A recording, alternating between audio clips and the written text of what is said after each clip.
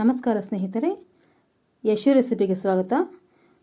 ಬನ್ನಿ ಇವತ್ತು ಬದನೆಕಾಯಿ ಎಣ್ಣೆಗಾಯಿ ರೆಸಿಪನ್ನು ಮನೆಯಲ್ಲೇ ಸುಲಭವಾಗಿ ಮಾಡೋದು ಹೇಗೆ ಅಂತ ನೋಡೋಣ.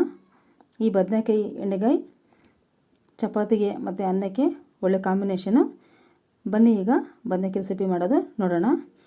ಮೊದಲಿಗೆ ಒಂದು ಸ್ಟವ್ ಮೇಲೆ ಬಾಣಲೆ ಇಟ್ಕೊಂಡಿದ್ದೀನಿ.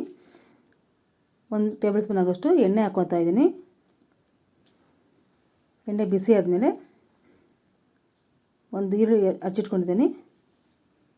ಸ್ವಲ್ಪ ಎಣ್ಣೆಯಲ್ಲ ಈ ಈರುಳ್ಳಿನ ಫ್ರೈ ಮಾಡ್ಕೋಬೇಕಾಗುತ್ತೆ. 1-2 ನಿಮಿಷ ಎಣ್ಣೆಯಲ್ಲಿ ಈರುಳ್ಳಿ ಚೆನ್ನಾಗಿ ಫ್ರೈ ಆಗಬೇಕು.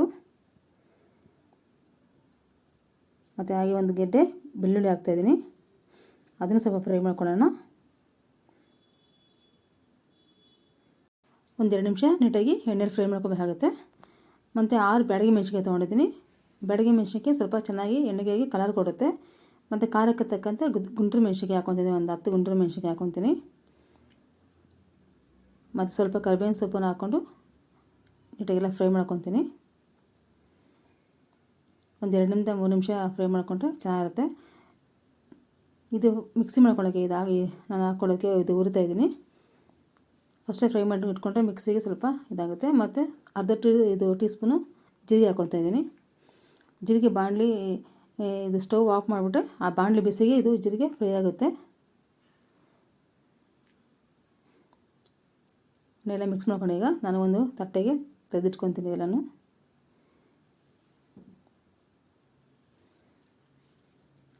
ಫ್ರೈ ಮಾಡಿ ಇಟ್ಕೊಂಡ್ರೆ ಸ್ವಲ್ಪ ಇದು ಎಣ್ಣೆಗಾಯಿಗೆ ಟೇಸ್ಟ್ ಚೆನ್ನಾಗಿ ಬರುತ್ತೆ. ನೋಡಿ ಫ್ರೆಂಡ್ಸ್, ಈಗ ಫ್ರೈ ಮಾಡಿರೋದು ಇದೆ. ಇದನ್ನೆಲ್ಲ ಈಗ ನಾನು ಮಿಕ್ಸಿ ಮಾಡ್ಕೊಳ್ಳೋಕ್ಕೆ ನಾನು ನಿಮ್ಗೆ ತೋರಿಸ್ತಾ ಇದ್ದೀನಿ. ಮಸಾಲೆ ರುಬ್ಕೊಳ್ಳೋದಕ್ಕೆ ಸ್ವಲ್ಪ ಒಂದು ನಿಂಬೆಹಣ್ಣು ಗಾತ್ರದಷ್ಟು ಇದು ಹುಣಸೆ ಹಣ್ಣನ್ನು ನೆನೆಸಿಟ್ಕೊಂಡಿದ್ದೀನಿ. ಮತ್ತು ಅರ್ಧ ಕಪ್ಪು ಒಣಕೊಬ್ಬರಿ ಹುರಿದಿಟ್ಕೊಂಡಿದ್ದೀನಿ. ಸ್ವಲ್ಪ ಕೊತ್ತಂಬರಿ ಸೊಪ್ಪು ಇಟ್ಕೊಂಡಿದ್ದೀನಿ. ಹಾಗೆ 1/4 ಕಪ್ಪಷ್ಟು ಕಡಲೆಬೀಜ ಹುರಿದು ಸಿಪ್ಪೆ ತೆಗೆದಿಟ್ಕೊಂಡಿದ್ದೀನಿ. ಮತ್ತು 2 ಟೇಬಲ್ ಸ್ಪೂನಷ್ಟು ಬಿಳಿ ಎಳ್ಳನ್ನು ಹುರಿದಿಟ್ಕೊಂಡಿದ್ದೀನಿ.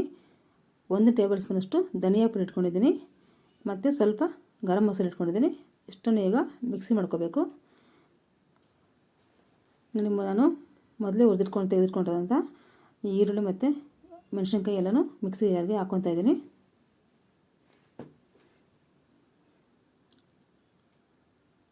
ಮತ್ತು ಹುಣಸೆಹಣ್ಣು ಹಾಕ್ಕೊತೀನಿ. ಹಾಗೆ ಸ್ವಲ್ಪ ನೆನೆಸಿಟ್ಕೊಂಡಿದ್ದೀನಿ ಫಸ್ಟ್ ನಾನು. ಮತ್ತು ಒಣಕೊಬ್ಬರಿ, ಸ್ವಲ್ಪ ಕೊತ್ತಂಬರಿ ಸೊಪ್ಪು ಮಿಕ್ಸಿ ಮಾಡ್ಕೊಂಡು ಹಾಕ್ಕೊತೀನಿ. ಮತ್ತು ಸ್ವಲ್ಪ ಗಾರ್ನಿಷ್ಗೆ ಹಂಗೆ ಇಟ್ಕೊಂಡಿದ್ದೀನಿ. ಮತ್ತು ಕಡಲೆಬೀಜ ಹಾಕ್ಕೊತಾ ಇದ್ದೀನಿ, ಎಳ್ಳು, ಹಾಗೆಯೇ ಧನಿಯಾ ಪುಡಿ, ಸ್ವಲ್ಪ ಗರಂ ಮಸಾಲ ಹಾಕ್ಕೊತೀನಿ. ಇಷ್ಟನ್ನು ಈಗ ಸ್ವಲ್ಪ ನೀರು ಆ್ಯಡ್ ಮಾಡಿಕೊಂಡು ಸ್ವಲ್ಪ ಗಟ್ಟಿ ಪೇಸ್ಟಾಗಿ ರುಬ್ಕೋಬೇಕಾಗುತ್ತೆ. ತುಂಬ ನೀರು ಹಾಕಬಾರ್ದು ಎಣ್ಣೆಕಾಯಿ ಮಾಡೋದಕ್ಕೆ, ಯಾಕಂದರೆ ನಾವು ಗ್ರೇವಿ ಥರ ಮಾಡೋದ್ರಿಂದ ತುಂಬ ನೀರು ಹಾಕ್ಕೊಂಡು ಬೇಡ. ಇಷ್ಟು ಗಟ್ಟಿಯಾಗಿ ಮತ್ತು ತುಂಬ ನುಣ್ಣಗೂ ಬೇಡ, ಒಂದಷ್ಟು ಮೀಡಿಯಮ್ ಸೈಜ್ ಇದಾಗಿ ತರಿಯಾಗಿ ಸ್ವಲ್ಪ ಇರಬೇಕಾಗುತ್ತೆ. ಈಗ ಅದಕ್ಕೆ ರುಬ್ಕೋಬೇಕಾಗುತ್ತೆ ಪೇಸ್ಟನ್ನು.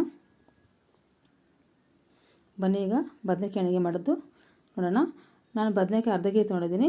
ಈ ಥರ ಬದನೆಕಾಯಿ ಕಟ್ ಮಾಡಿಟ್ಕೊಂಡು ನಾನು ನೀರಲ್ಲಿ ಹಾಗೆ ನೆನೆಸಿಟ್ಕೊಂಡು ಸೋಸಿಟ್ಕೊಂಡಿದ್ದೀನಿ. ಫಸ್ಟೇ ಒಂದು ಅರ್ಧ ಗಂಟೆ ಮುಂಚಿನ ನೀರಲ್ಲಿ ಹಾಕಿದರೆ ಬದನೆಕಾಯಿ ಸ್ವಲ್ಪ ಕಹಿ ಅಂಶ ಎಲ್ಲ ಹೋಗುತ್ತೆ. ಮತ್ತು ಒಗ್ಗರಣೆಗೆ 1 ಕಪ್ ಶೀರಕ ಇಟ್ಕೊಂಡಿದ್ದೀನಿ. 100 ಗ್ರಾಮ್ ಆಗೋಷ್ಟು ಎಣ್ಣೆ, ರುಚಿಗೆ ತಕ್ಕಷ್ಟು ಉಪ್ಪು, ಅಚ್ಚ ಖಾರದ ಪುಡಿ ಸ್ವಲ್ಪ ಅರ್ಧ ಟೇಬಲ್ ಸ್ಪೂನ್ ಇಟ್ಕೊಂಡಿದ್ದೀನಿ. ಸ್ವಲ್ಪ ಅರಿಶಿನ ಹಾಕ್ಕೊತೀನಿ. ಮತ್ತು ಕರಿಬೇವಿನ ಸೊಪ್ಪು 1 ಟೀ ಸ್ಪೂನ್ ಬೆಲ್ಲ ಇಟ್ಕೊಂಡಿದ್ದೀನಿ. ಮತ್ತು ಸ್ವಲ್ಪ ಕೊತ್ತಂಬರಿ ಸೊಪ್ಪು ಗಾರ್ನಿಷ್ಗೆ. ಮತ್ತು ಅದೇ ಬಾಣಲೆಗೆ ನಾನು ಸ್ವಲ್ಪ ಎಣ್ಣೆ ಹಾಕ್ಕೊತಾ ಇದ್ದೀನಿ. 100 ಗ್ರಾಮ್ ಆಗೋಷ್ಟು ಎಣ್ಣೆ ಹಾಕ್ಕೊತೀನಿ. ಎಣ್ಣೆ ಬಿಸಿ ಆದಮೇಲೆ ನಾನು ಕಟ್ ಮಾಡಿ ಇಟ್ಕೊಂಡಿದ್ದೀನಲ್ಲ ಬದನೆಕಾಯಿ, ಅದನ್ನು ಸ್ವಲ್ಪ ಎಣ್ಣೆಯಲ್ಲೇ ಫ್ರೈ ಮಾಡಿ ಇಟ್ಕೊತೀನಿ. 50% ಎಣ್ಣೆಯಲ್ಲೇ ಫ್ರೈ ಮಾಡಿಟ್ಕೊಂಡ್ರೆ ಮತ್ತು ಮಸಾಲೆ ಸ್ವಲ್ಪ ಬೇಯುತ್ತಲ್ವ, ಎರಡು ಈವನಾಗಿ ಚೆನ್ನಾಗಿ ಗ್ರೇವಿ ಚೆನ್ನಾಗಿ ಟೇಸ್ಟ್ ಬರುತ್ತೆ. ಯಾಕಂದರೆ ಎಣ್ಣೆ ಜಾಸ್ತಿ ಅನ್ನೋದು ಏನು ಬೇಡ ಫ್ರೆಂಡ್ಸ್, ಯಾಕಂದರೆ ಎಣ್ಣೆ ಇದರಿಂದ ಅಷ್ಟೊಂದು ಹಿಡಿಯಲ್ಲ. ಯಾಕಂದರೆ ಫ್ರೈ ಮಾಡೋಕ್ಕೆ ಮಾತ್ರ ಎಣ್ಣೆ ಇದಾಗುತ್ತೆ. ಫ್ರೈ ಮಾಡಿದ್ರೆ ಮತ್ತು ಎಣ್ಣೆ ಹಾಗೆ ಉಳಿದಿರುತ್ತೆ. ಎಣ್ಣೆ ಬಿಸಿದ್ಮೇಲೆ ಈ ಥರ ಬದನೆಕಾಯಿನ ಅದನ್ನ ಅರ್ಧ ಕೆ ಜಿ ಬದನೆಕಾಯಿ ತೊಗೊಂಡಿದ್ದೆ, ಅದನ್ನು ಹಾಕ್ತಾಯಿದ್ದೀನಿ ಈಗ. ಆಗಾಗ ಒಂದು ನಿಮಿಷ ಆದಮೇಲೆ ಈ ಥರ ತಿರುಗಿ ಇರಬೇಕು ಎಣ್ಣೆಯಲ್ಲಿ. ಎಣ್ಣೆ ನೋಡಿ, ಇದು ಬದನೆಕಾಯಿ ಹೀರ್ಕೊಡಲ್ಲ, ಫ್ರೈ ಮಾತ್ರ ಆಗುತ್ತೆ ಅಷ್ಟೇ. ನೋಡಿ ಈ ಥರ ತಿರ್ಕೊಳ್ತಾನೆ ಒಂದು 50% ಬೇಯಿಸ್ಕೊಂಡ್ರೆ ಸಾಗುತ್ತೆ. ಯಾಕಂದರೆ ನಾವು ಮಸಾಲೆನೆಲ್ಲ ಬೇಯುತ್ತಲ್ವ, ಅದರಿಂದ ಜಾಸ್ತಿ ಬೇಯಿಸ್ಕೊಳ್ಳೋದು ಬೇಡ.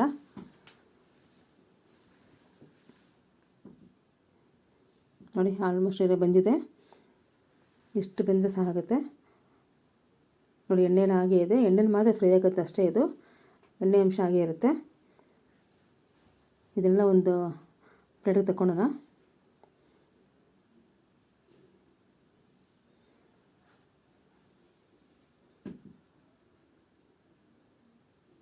ಈ ಬದನೆಕಾಯಿ ಎಣ್ಣೆಗೆ ಮಾಡೋದು. ಈಗ ಒಗ್ಗರಣೆಗೆ ಸ್ವಲ್ಪ ಎಣ್ಣೆ ಹಾಕ್ಕೊತಾ ಇದ್ದೀನಿ. ಅದೇ ಎಣ್ಣೆನ ನಾನು ಸ್ವಲ್ಪ ಹಾಕ್ಕೊತಾ ಇದ್ದೀನಿ. ಎಷ್ಟು ಬೇಕೋ ಅಷ್ಟು ನೋಡಿಕೊಂಡು ಎಣ್ಣೆ ಹಾಕ್ಕೊಳ್ಳೋಣ. ಮತ್ತು ಒಂದು ದೊಡ್ಡ ಸೈಜ್ ಕಟ್ ಮಾಡಿದಂಥ ಈರುಳ್ಳಿ ಇಟ್ಕೊಂಡಿದ್ದೀನಿ, ಸಣ್ಣದಾಗಿ ಕಟ್ ಮಾಡ್ಕೊಂಡಿದ್ದೀನಿ. ಅದನ್ನು ಒಗ್ಗರಣೆಗೆ ಹಾಕ್ಕೊಂಡು ಚೆನ್ನಾಗಿ ಫ್ರೈ ಮಾಡ್ಕೊತೀನಿ. ಈರುಳ್ಳಿ ಬೇಕಾದರೆ ಹಾಕೋಬೋದು, ಇಲ್ಲಾಂದರೆ ಬೇಡ ಅಂದರೆ ಸ್ಕಿಪ್ ಮಾಡ್ಕೋಬೋದು. ನಾವು ರುಬ್ಬೋದಕ್ಕೆಲ್ಲ ಪೇಸ್ಟ್ ಮಾಡೋದಕ್ಕೆಲ್ಲ ಹಾಕಿದ್ದೀವಿ. ಇದು ಸ್ವಲ್ಪ ಹಾಕ್ಕೊಂಡು ಇದು ಸ್ವಲ್ಪ ಗ್ರೇವಿ ಸ್ವಲ್ಪ ಜಾಸ್ತಿ ಬರುತ್ತೆ ಮತ್ತು ಟೇಸ್ಟ್ ಚೆನ್ನಾಗಿರುತ್ತೆ ಅಂತ ಒಂದು ಹಾಕ್ತಾಯಿದ್ದೀನಿ. ಒಂದು 2 ನಿಮಿಷ ನೀಟಾಗಿ ಫ್ರೈ ಮಾಡ್ಕೋಬೇಕಾಗುತ್ತೆ.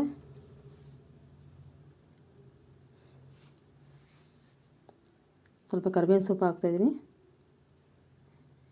ಇದಕ್ಕೆ ಟೊಮೊಟೊ ಬೇಕಾದರೆ ಹಾಕ್ಬೋದು. ನಾನು ಟೊಮೊಟೊ ಆ್ಯಡ್ ಮಾಡ್ತೇನೆ, ಯಾಕಂದರೆ ಹುಣಸೆಹಣ್ಣೆ ಸ್ವಲ್ಪ ನಾನು ಹಾಕಿದ್ದೀನಿ. ಟೊಮೊಟೊ ಬೇಕಾದರೆ ಟೊಮೊಟೊ ಈ ಟೈಮಲ್ಲಿ ಟೊಮೊಟೊ 1-2 ಹಾಕ್ಕೋಬೋದು. ಒಂದು ಸ್ವಲ್ಪ ಹುಣಸೆಹಣ್ಣು ಕಡಿಮೆ ಮಾಡಿಕೊಂಡು ಟೊಮೊಟೊ ಹಾಕ್ಕೋಬೋದು. ನೋಡಿ ಈ ಥರ ನೀಟಾಗಿ ಫ್ರೈ ಆಗಿದೆ. ಈಗ ನಾನು ಸ್ವಲ್ಪ ಅಚ್ಚ ಖಾರದ ಪುಡಿ ಹಾಕ್ಕೊತಾ ಇದ್ದೀನಿ. ಕಲರ್ಫುಲ್ಲಾಗಿ ಬರುತ್ತೆ. ಮತ್ತು ಕಾಶ್ಮೀರಿ ರೆಡ್ ಚಿಲ್ಲಿ ಪೌಡರ್, ಅದು ಸ್ವಲ್ಪ ಅರಿಶಿನ ಪುಡಿ ಹಾಕ್ಕೊತಾ ಇದ್ದೀನಿ. ನೀಟಾಗೆಲ್ಲ ಮಿಕ್ಸ್ ಮಾಡ್ಕೊತೀನಿ. ಈಗ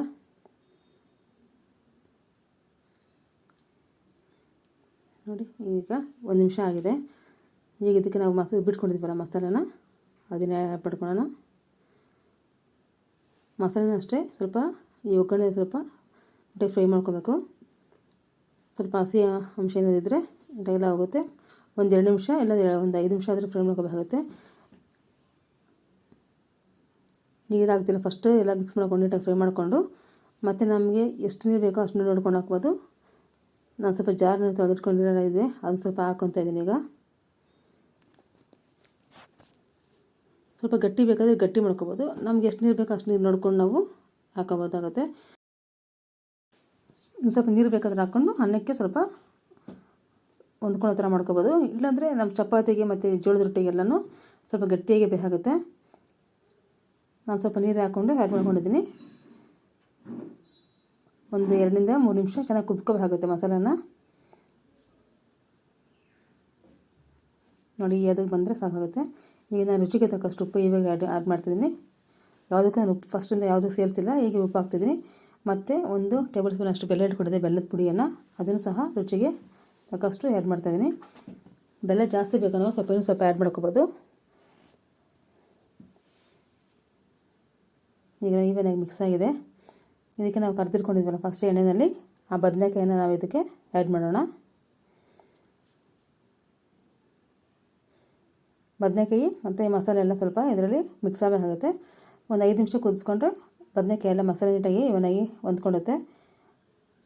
50% ಮಸಾಲೆನೇ ಇದು ಬದನೆಕಾಯಿ ಬೇಯಿಸ್ಕೋಬೇಕು, ಜಾಸ್ತಿ ಎಣ್ಣೆನೆಲ್ಲ ಬೇಯಿಸ್ಕೋಬಾರ್ದು. ನೋಡಿ ಇವಾಗ ನೀಟಾಗೆಲ್ಲ ತಿರುಗಿಕೊಡೋಣ.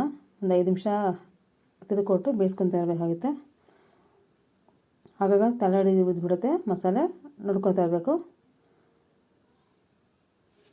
ಮಸಾಲೆ ಎಲ್ಲ ಹೊಂದ್ಕೊಳ್ಳೋಕ್ಕೆ ಬಿಡಬೇಕು ಒಂದು 5 ನಿಮಿಷ. ನೋಡಿ ಈಗ ಫ್ಲೇಮ್ ಸ್ವಲ್ಪ ಸ್ಲಿಮ್ ಇಟ್ಬಿಟ್ಟು ಲಿಡ್ ಕ್ಲೋಸ್ ಮಾಡ್ತಿದ್ದೀನಿ. ಹೈ ಫ್ಲೇಮ್ ಇಟ್ಬಿಟ್ಟು ಮಸಾಲೆನ ಬೇಯಿಸ್ಕೊಂಬರ್ರಿ. ನೋಡಿ ಈಗ ನಾನು ಲಿಡ್ ತೆಗೆದು ಆವಾಗ ಚೆಕ್ ಮಾಡ್ಕೊತಾ ಇರ್ತೀನಿ. ನೋಡಿ ಇವಾಗ ನೀಟಾಗಿ ಬದನೆಕಾಯಿಗೆ ಎಣ್ಣೆ ಮಸಾಲೆ ಎಲ್ಲ ಇಟ್ಕೊಂಡು ನೀಟಾಗಿ ಬೆಂದಿದೆ. ಇಷ್ಟು ಹದವಾಗಿ ಬೆಂದರೆ ಸಾಕಾಗುತ್ತೆ, ತುಂಬಾ ಬೇಯಿಸ್ಕೋಬಾರ್ದು. ಒಂದು 5 ನಿಮಿಷ ಈ ಥರ ಮಸಾಲೆನ ಬೇಯಿಸ್ಕೊಂಡ್ರೆ ಸಾಕಾಗುತ್ತೆ.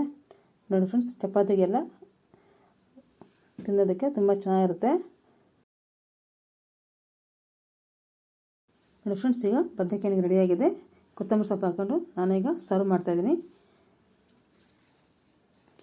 ನೋಡಿ ಬದನೆಕಾಯಿ ಎಣ್ಣೆ ಈಗ ನಾನು ಸರ್ವ್ ಮಾಡಿದ್ದೀನಿ. ಚಪಾತಿಗೆ ಒಳ್ಳೆ ಟೇಸ್ಟ್ ಬರುತ್ತೆ. ನೀವು ಒಮ್ಮೆ ಟ್ರೈ ಮಾಡಿ. ಬದನೆಕಾಯಿ ಎಣ್ಣೆಗೆ ಹೇಗೆ ಬಂತು ಅಂತ ಮನೆಯಲ್ಲಿ ಟ್ರೈ ಮಾಡಿ ಅನ್ನ ಜೊತೆ ಮಿಕ್ಸ್ ಮಾಡ್ಕೊತೀನಿ, ಟೇಸ್ಟ್ ಹೇಗೆ ಬಂತು ಅಂತ ಹೇಳಿ.